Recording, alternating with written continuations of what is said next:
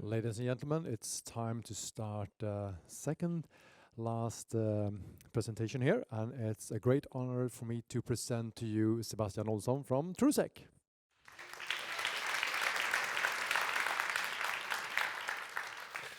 Thank you very much. How nice it is to see so many people attending here today. So my name is Sebastian Olsson, as we just learned, and I'm going to talk about the subject Let's Move to X, comparing the security of architecture patterns. So I work with application security at Truesec, where I've been for now about 10 years doing that. I secure development and application security, threat modeling, architecture, code reviews. I do a lot of DevSecOps work regarding to tooling in security pipelines, and also CI/CD security in general is an area of interest to me right now. At Truesec we do all the cyber stuff, anything you could think of, the incident response and the monitoring and offensive security, pen test and stuff like that. But I like to keep in the development area, which is where I'm most comfortable.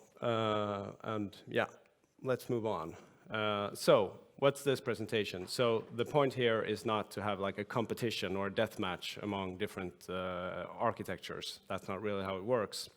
And we're not sadly going to be able to like fully investigate all the common patterns that we have from a security standpoint in 50 minutes either. But hopefully we can look a bit on how we could try to find potential security problems with architecture patterns, and to have some ideas for the next time we're reviewing or redoing architecture in our system. So why do we typically re-architecture a system? That could vary quite a bit. One reason could be that we want to improve performance. We want to have a higher throughput or lower latency in the system. We want to make the system more performant, so we need to rebuild it somehow. Could also be that we want to be able to be more scalable. We want to handle more customers or more requests per second, for example, and then we might need to have some other architecture than what we have today. Another very valid reason to re-architecture is actually to scale the process or scale the team, to be able to add more developers, for example. It's difficult perhaps to have 100 developers working in the same monolith on the same code base, trying to integrate things. So if we can sort of re-architecture the system, we can better make sure that we can have more features implemented, or whatever the goal is. It could be fun, at least in the beginning. It's fun when we start thinking about it, less fun when we're like 2 weeks in and nothing works maybe, but then we get past that hump and then it's fun again. A common reason is that it will look good on my CV, not too uncommon to see in where consultancy firms have come in to re-architecture something, and they've not necessarily chosen the optimal solution for the customer, sometimes the one that was most fun to implement, and I can sympathize with that. I may or may not have done the same thing a couple of times. So there's no one blaming you here. But of course, none of you have done this, right? You haven't done CV-based development. Someone went to a conference talk. This is not uncommon either. And it's maybe not the best reason to choose an architecture either. But I mean, it could be that a developer has gone to a conference talk. Not too uncommon that maybe like the product owner or some project leader has gone to a conference talk and said like, they told us that event sourcing is the new thing. We need to do event sourcing. That happens.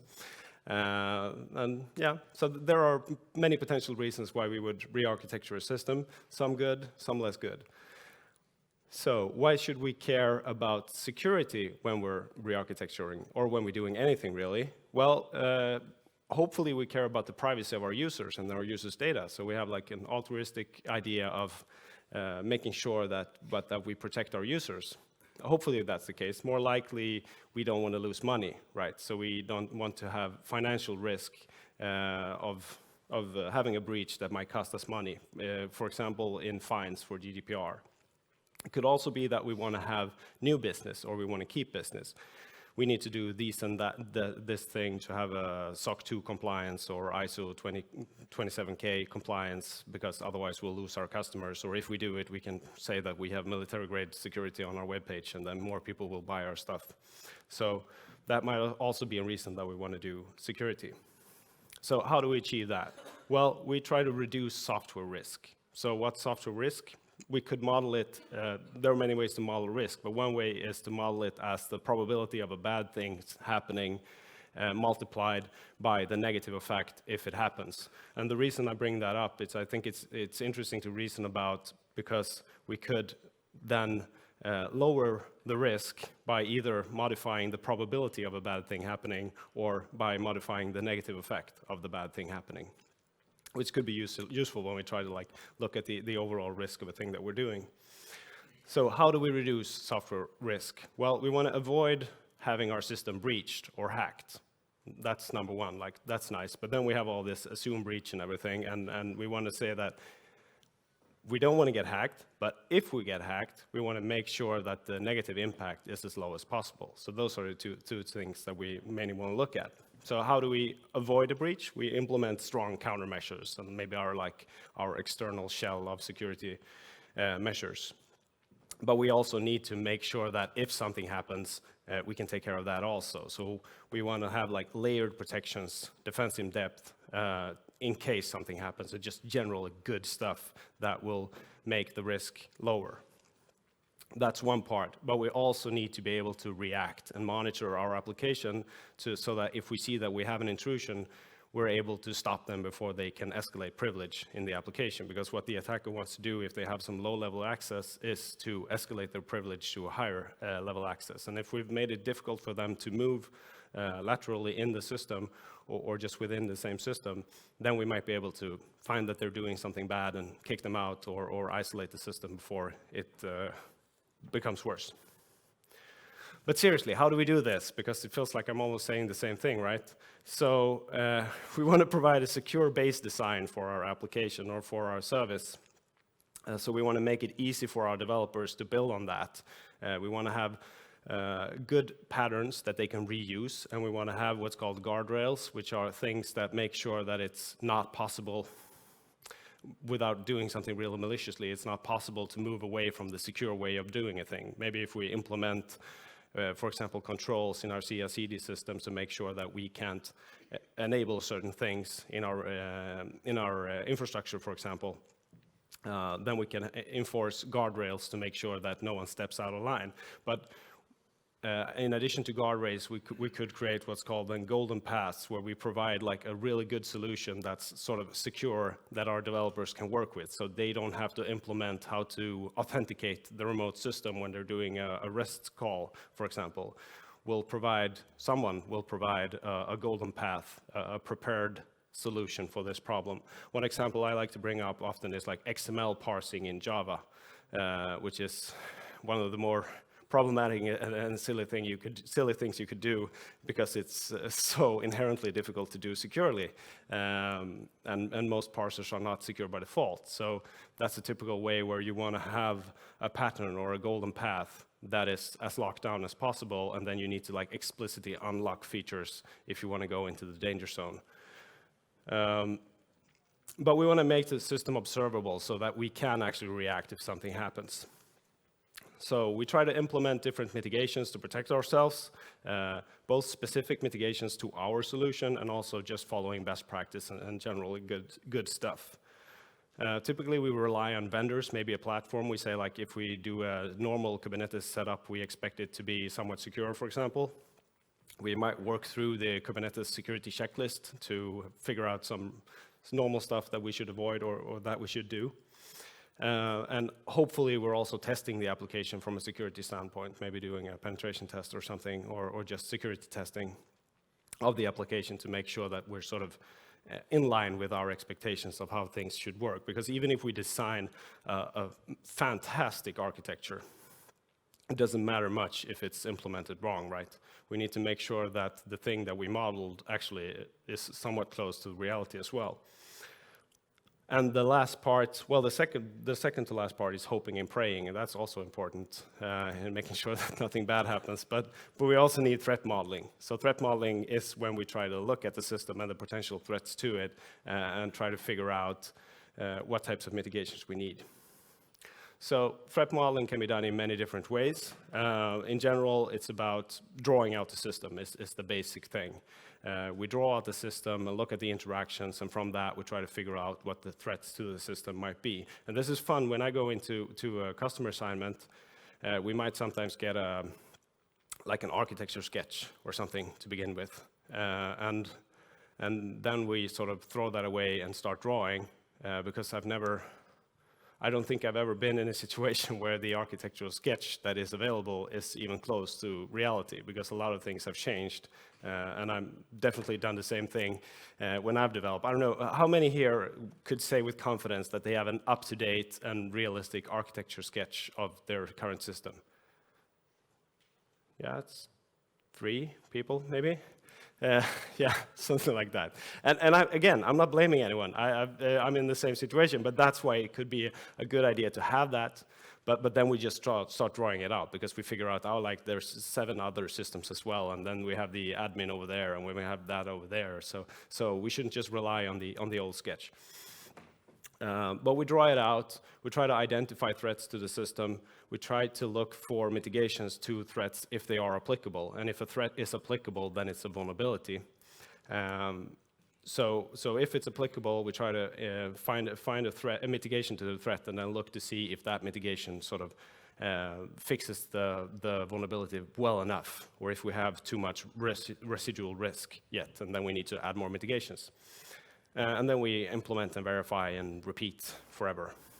So for example, if we have this setup here, this is a monolith. So we have a user over there to the left, and then, I don't know, it's the internet in between, and then we have a service and a database. So this is the monolith like that we know and love, and we've worked with this for years, and it's served us well, I suppose. I've drawn out this dotted line over here. So this is what could be called some sort of trust boundary. It's because we make some sort of trust assumptions within here, maybe that this is an internal network. Now, not everyone could call directly to the database, for example. So what's in there could sometimes be called a trust zone.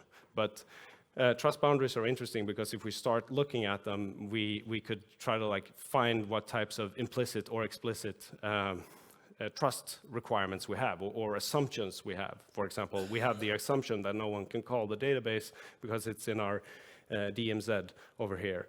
And that might change when we move around stuff, right?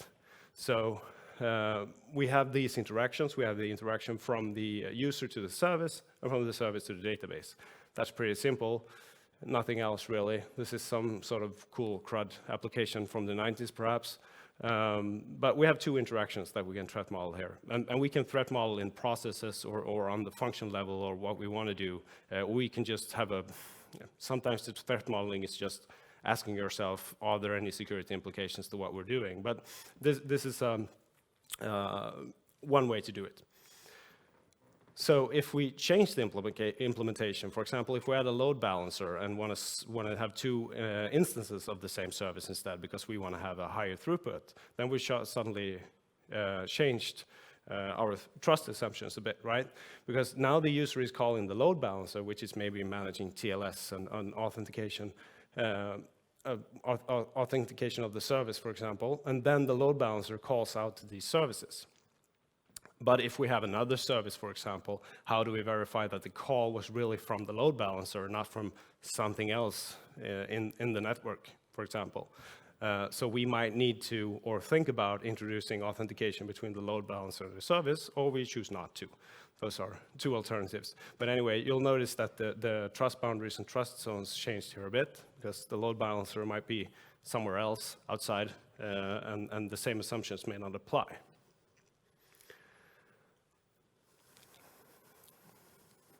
Yeah, that's the same thing that I just said.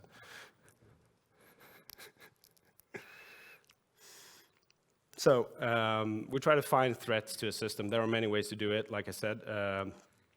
I don't have time to go in detail to it, I'm sorry. But one method of finding threats that is, well, the most popular one is STRIDE, which stands for spoofing, tampering, repudiation, information disclosure, denial of service, elevation of privilege. So for each interaction, for example, if we do STRIDE for interaction, we'll look for threats that would fall under the spoofing category, for example, where spoofing is if someone pretends to be someone that they're not. So we look at the interaction and see, how do we know that the call is really coming from the user over there? And that might be that we have TLS, for example, to make sure that no one can modify the data in transit, but also that we have an authentication flow. We can log on to this system, so we need to provide a password, for example. I can't pretend to be the user in this case because I don't have the user's password. But we could have spoofing risks here if our login functionality is not throttled, for example, so that someone may do a password spraying attack against our login system, for example. Tampering is about trusting the data. Typically, in this case, it would be modifying the data in transit, and where we had, again TLS typically to protect from that. Repudiation is about saying that something happened, or proving that something happened or didn't happen. And this is very important if we want to monitor the system, or if we want to, in retrospect, see what happened in the system. So we want to have an audit log or good trustable logs that can't be easily injected to make sure that we know what happened in the system. And the last one, information disclosure, then not leaking data, for example, not outputting a lot of data, say debug information that we shouldn't on this endpoint.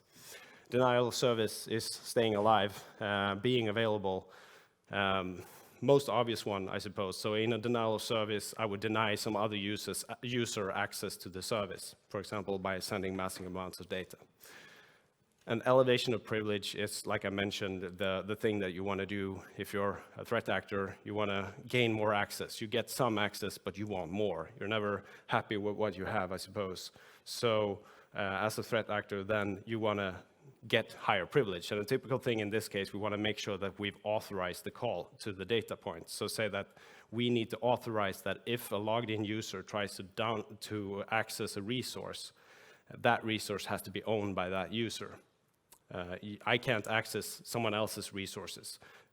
So this is different from authentication, which is proving that I'm who I am and that I'm logged in. I also need to make sure, or rather the service needs to make sure, that I actually can only read stuff that I'm supposed to read. So we can use this or other methods to try to find threats.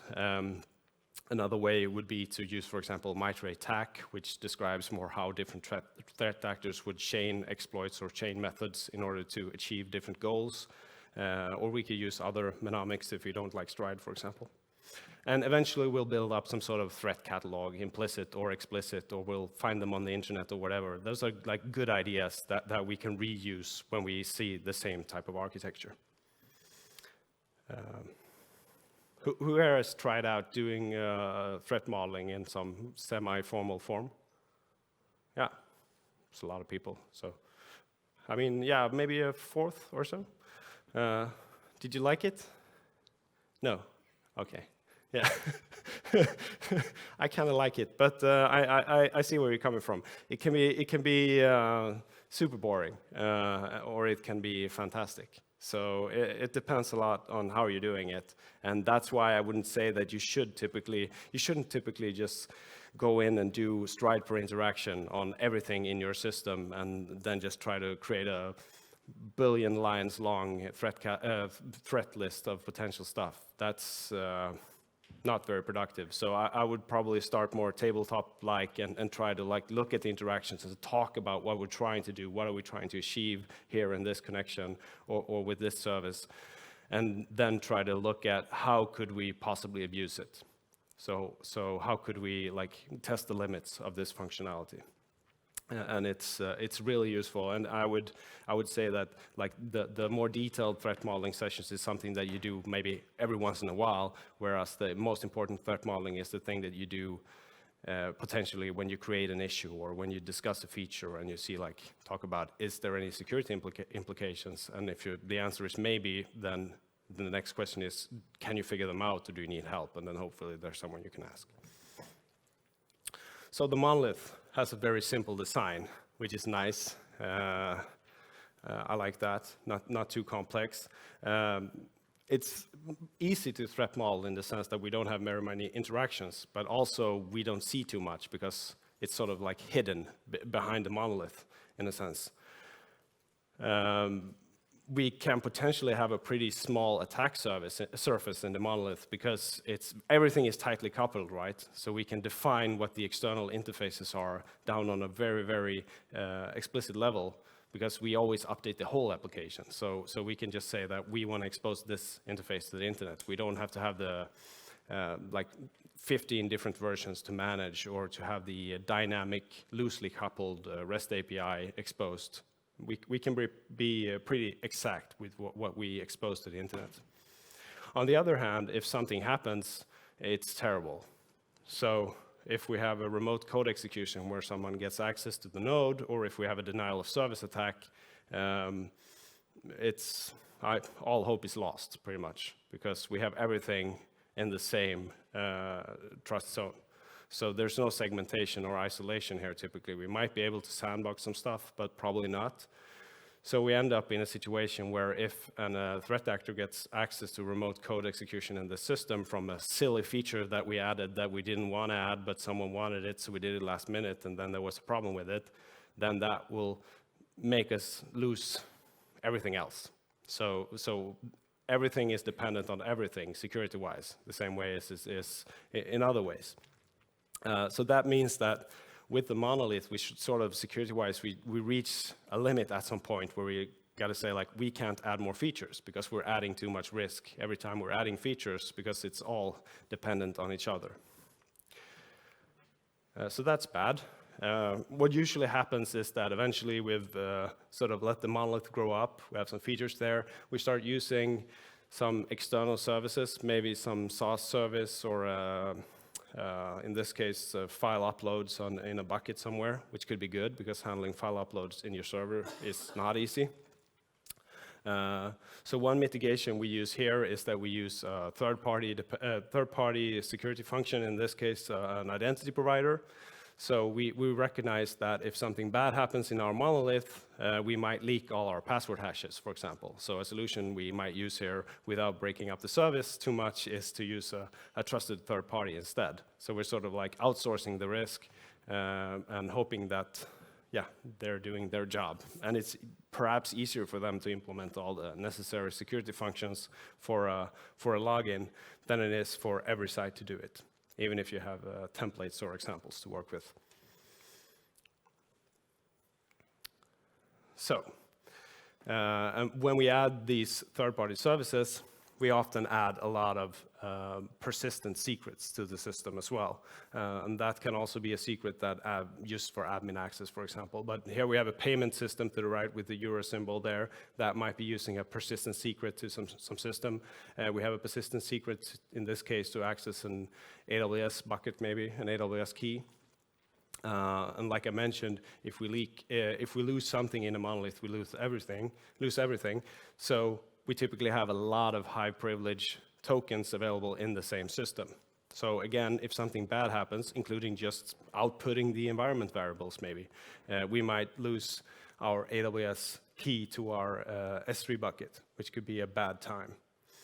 So in general, we want to have those more separated. We want to be able to lock them down, but also we want to, as usual, make sure that we don't have too many persistent secrets, that we have more short-term secrets, and that we might be able to renew or monitor, for example, with rule assumption in cloud environments, for example. So the monolith is an all-in-one. We can update it and monitor it as one, but we also die as one. So that's the pros and cons of monolith pretty much. We can have pretty tight coupling, and that means pretty tight external exposure because we know what's in there. We probably end up orchestrating stuff internally, right, with circuit breakers and monitoring, circuit breakers or bulkhead or separation of features internally just to survive availability-wise until we're able to split it up. And we might end up with something like this instead. So this is some sort of micro-ish service framework. I suppose it's the first step. We took our system and we split it up into many services instead. Looks like we're still using the same database, for convenience. This is usually what happens in the first step, at least, when we're breaking out the monolith.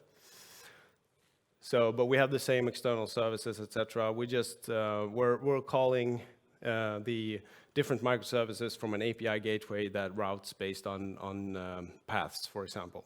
And we have the suggestion service calls out to the product service for some reason, maybe to find products to suggest.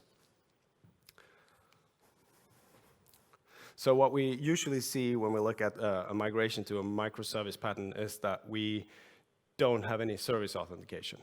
That's often the case for like the standard simple microservice pattern. So any service could call any service, which means that if you have access to perform an HTTP request in this trust zone, you can do anything in the system.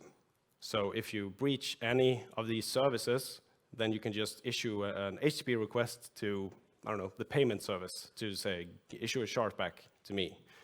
And that's sort of problematic. We took some things that were like internal method calls in our applications, and we made them HTTP endpoints instead, which sort of exposes them more internally than what we used to do. So this is a problem if we have an RCE. Another thing that's a typical problem here is what's called SSRF, so server-side request forgery. So if we can force or fool one of these services to make a malicious call to another service, we might be able to like drive the system somehow. A naive example should be like if we have the ability to register a webhook somewhere in the system. I might be able to register a webhook that is to 10.0.0.1, which happens to be the payment service. So I'll register the webhook to an internal API, and then I'll get the service to call internally and perform some operation. So SSRF is a thing to consider, definitely, when it comes to splitting up services, especially if you're then using HTTP as the bearer. So one thing that we can do is, of course, well, maybe I should back that up. So one thing we can do is, of course, to authenticate the different services with each other. So we might use, for example, mutual TLS or just tokens to make sure that we know who's calling our service. We know that only the suggestion service can call this endpoint on the product service. It's not the same as when the API gateway calls the product service, for example. So we need to authenticate and authorize, even if we're in this microservice network. And a nice thing we can do here, if something bad happens, is that we can actually take those secrets that I mentioned that were in the monolith, and we can just apply them where they're needed. So if we leak the environment variables in products, we're not leaking the payment token, which is nice. And we can then scope down the tokens instead. When we're in the monolith mode, you'll probably like end up giving the AWS key massive access because it's easier to just use the same identity or the same key, right? If we split it up, we can create new, more isolated or more lockdown roles that we can use instead. And we can potentially limit the outbound capability of these services. If they don't need to call out to the entire internet, we could maybe even microsegment them, which is not done very often, but it's something that we can do, at least. And that's the thing with when we split up the services, we get possibilities. We get the ability to isolate these services and to minimize the privileges of the tokens, etc. So that's something that we can do. It's not necessarily something that is done that often, but we have the opportunity. So that's a very nice security property that the microservice can have. It's not inherent, but it's possible.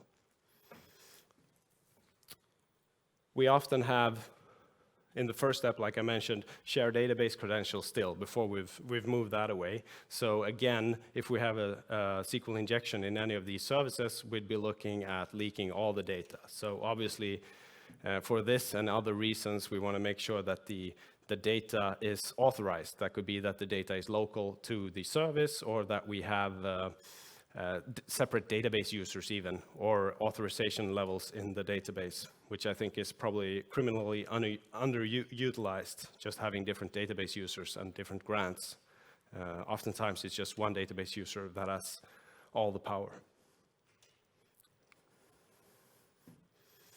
Another interesting thing that's starting to happen here is that we can have potential for amplification. If we're looking at this request here, we have the request coming into the API gateway, and then we're making a call to suggestions, and then that's making a call to products, and maybe that's making a call to something else, and maybe that's repeating and amplifying. So the effect here is that it's much more costly on the server side than it is on the client side to perform a call.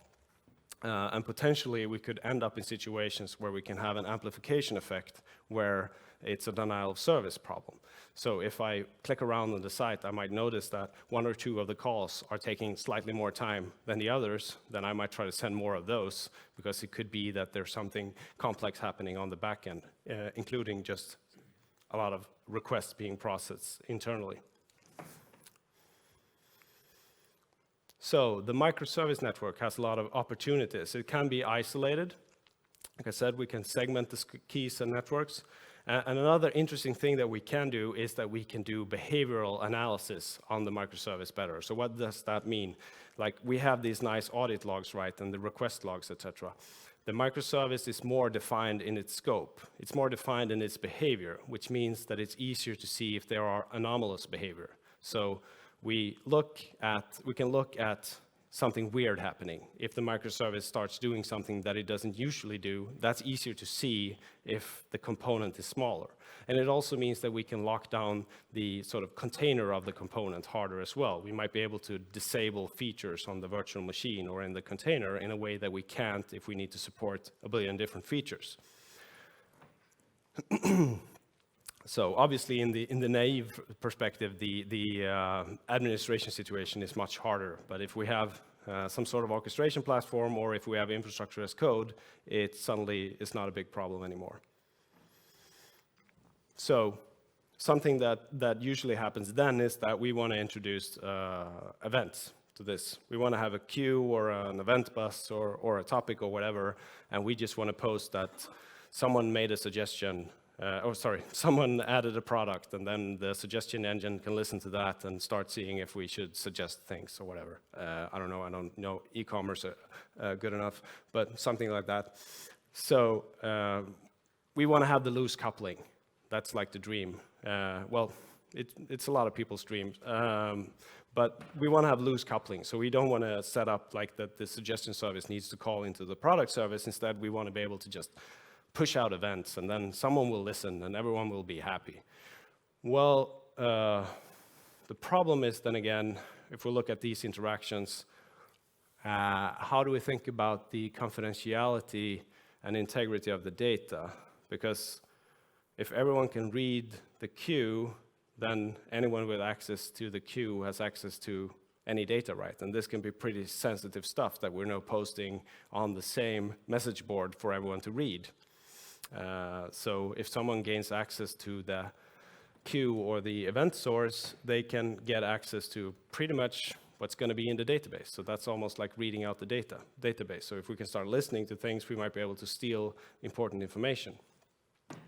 And maybe we can also post stuff. We can say, hey, someone should have some money back for something. We can just post that event to the queue. If the payment processing system reacts to that and gives money back, then that's nice. Well, the opposite of nice, maybe.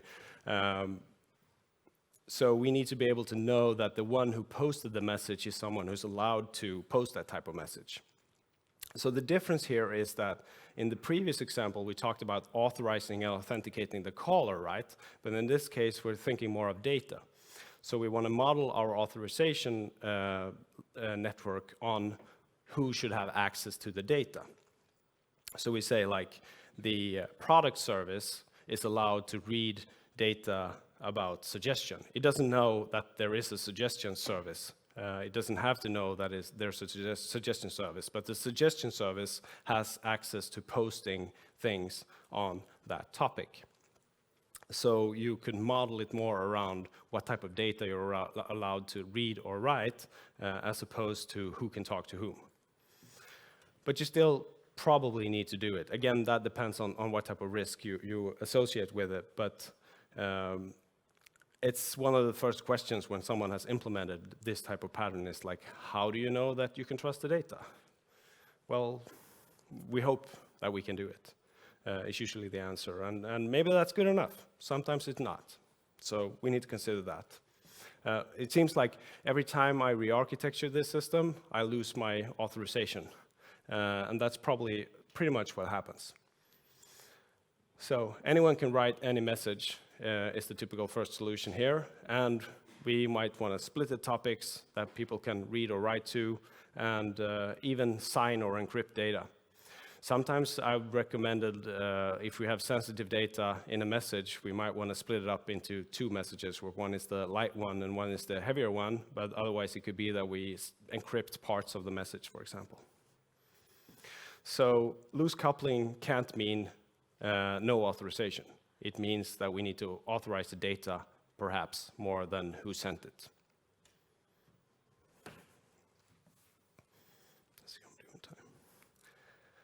All right. Next thing we want to do with our application, you see that I do a lot of CV-based re-architecturing, so I'm constantly changing my architecture here in hopes of learning something new. And I've learned about functions or lambdas or serverless, and they are cool as well. So they are, in this sense, very close to a microservice. It's not that different. You can run, for example, containers on lambdas these days, and it's sort of not that big a difference. But one of the bigger differences is that we have multiple instances here potentially. We have the ability to scale in a way that we don't have otherwise. So with microservices, we can often get the service to scale to some fantastic level when we need more performance. And that's nice. A thing to consider there is to make sure that this scaling is also limited somehow, or else you might end up with what's called a denial of wallet attack, where you just end up scaling your Lambda or your function infinitely, and the cloud vendor just keeps adding more money to your tab, and then eventually you can't pay. And that can then be a denial of service risk to your whole system, because if it's one thing there's many differences between different cloud vendors. There's one thing that they have in common, and it's like they like to get paid. So, and they're really good at it. So we need to make sure that they can still get paid. Or I'm not going to do any comparisons to other groups that also work in that fashion, but we need to make sure that we limit the scalability of these lambdas so that we don't get a denial of wallet problem. We actually had an issue with that in an internal AWS Lambda a couple of years back, where there was a bug in AWS Lambda where it triggered itself until we racked up, I think, 100,000 crowns or something in costs for doing nothing. We got the money back in this case, but you might not if it's not an AWS bug. Another thing that I want to bring up is I added a separate Lambda. In this case, let's say that it's HTTP connected somehow. You can call into it. What I want to make sure here is that I've drawn out something that we might forget to draw out, which is these extra Lambdas. Because oftentimes, we just want to do a one-off, or we want to fix something, we need to add something, so we just add a Lambda, and then we forget about it. No one knows it existed. It does this one weird trick, and then no one cares about it. No one knows it's there.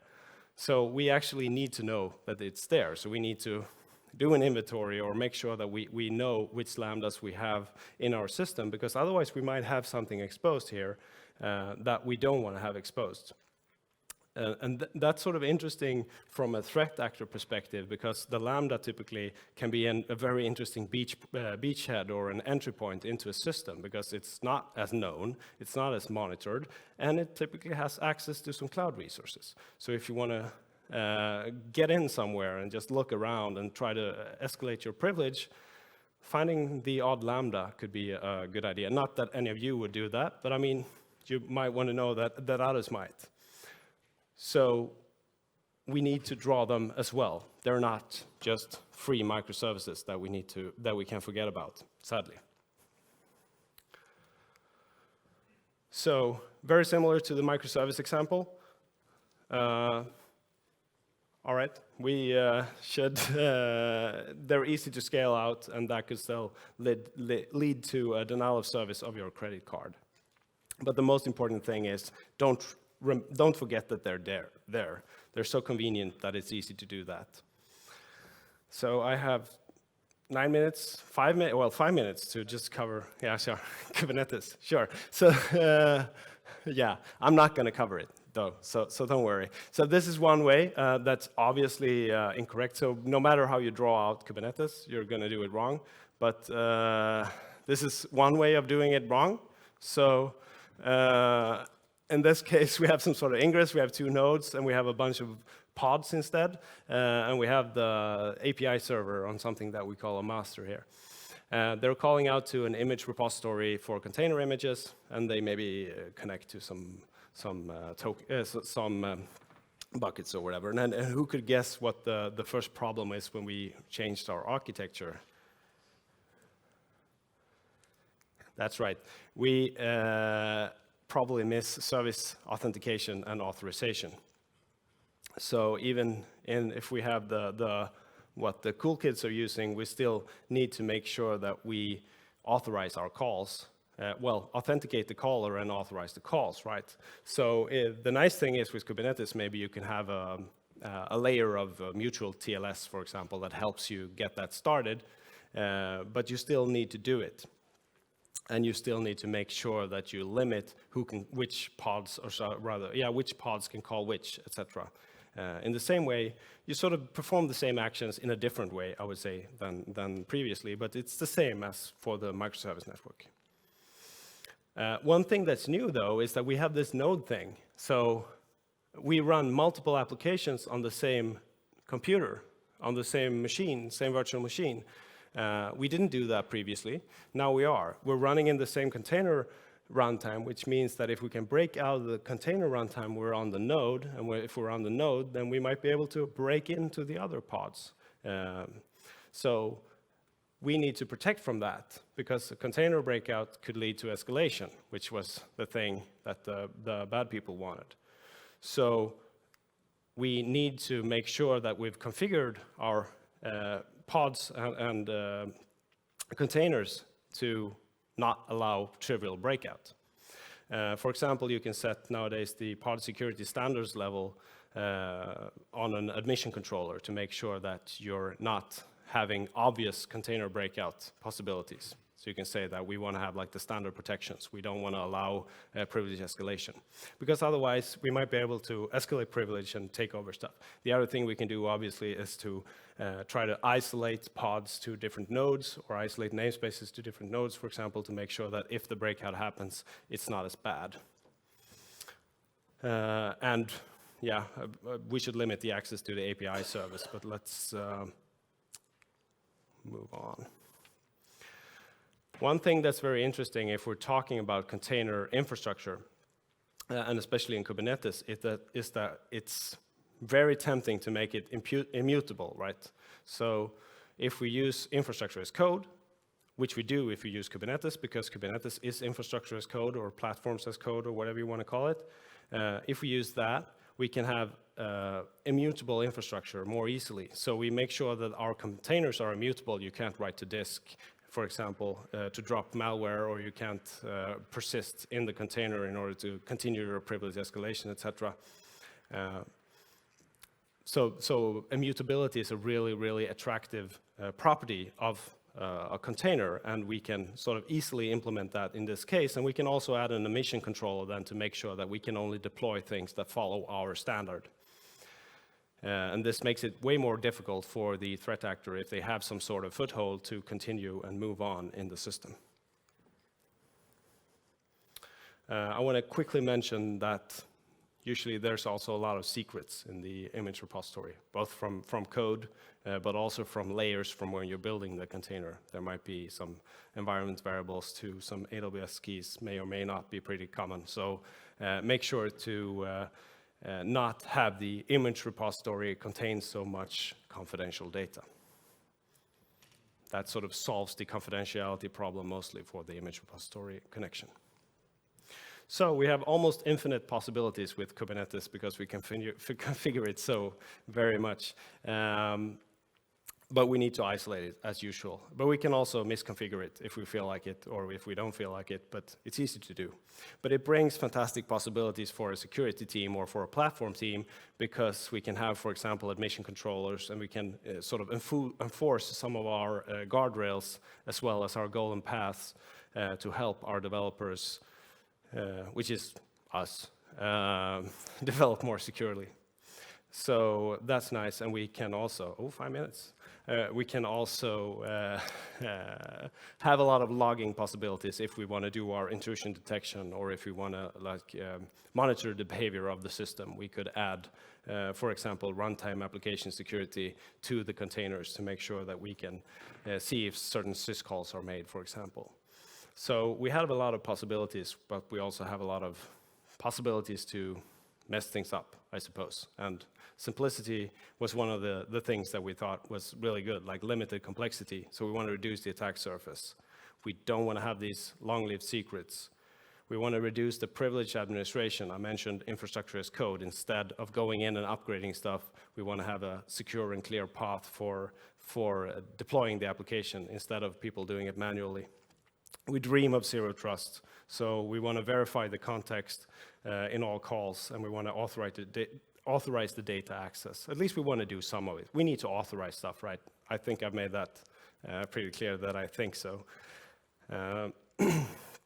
And immutability is pretty cool and helps protect from some of the persistence and living of the land, as it's called, that the threat actor might otherwise do by using the tools that are in the container. So, what's the best architecture? It depends. Thank you.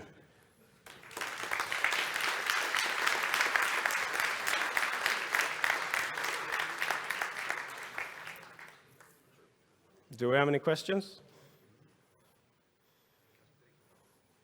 No?